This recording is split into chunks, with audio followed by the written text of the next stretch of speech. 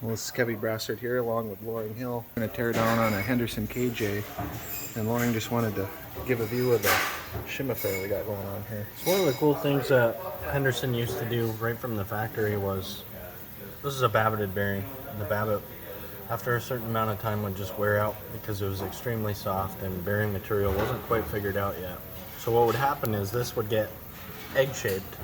This is a rod cap, number 3 rod. This would get egg shaped, and you would buy this kit, and you can see the layers and layers and layers and layers of shims. So when your connecting rod started to knock, you'd pull the oil pan off like we have here. You'd take a couple shims out. You'd reinstall the cap, and if the rod spun, great. You'd take another one out.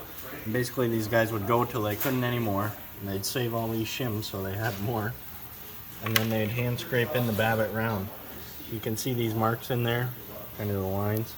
That's where some dude went in with a babbit knife after he carved all those shims out of there and got this to be round and spin tight again.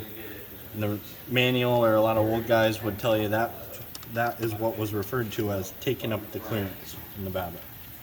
So that's what old guys did. And you can see that one's not too bad, but this engine was ready to have the clearance taken up. You can see that's quite a little connecting rod knock. So this was all totally normal. This was a service item. So you pull the oil pan off, you take a couple shims out, and you'd start carting the babbit till it went round again. You put your Henderson back together and you'd ride for a little while longer. But now with modern bearings and oils, we don't have to do that. But just kind of a cool thing to see. That was standard engine building practice back in the day. And one of the cool things you see when you take these old ones apart is they did just about anything they could to keep riding. So. This guy here is in pretty decent shape, but she's going to need some attention. Going to need a little bit of case repair back here.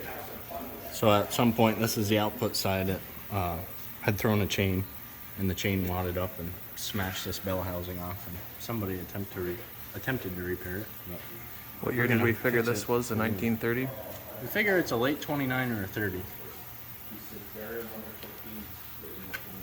Taking up and the reason clearance. We're not exactly sure is somebody's ground all the serial numbers off it, so it was pretty likely that somebody in the 30s or 40s had stolen this. And they ground the serial numbers off, but they forgot that they're stamped on the inside of the case too.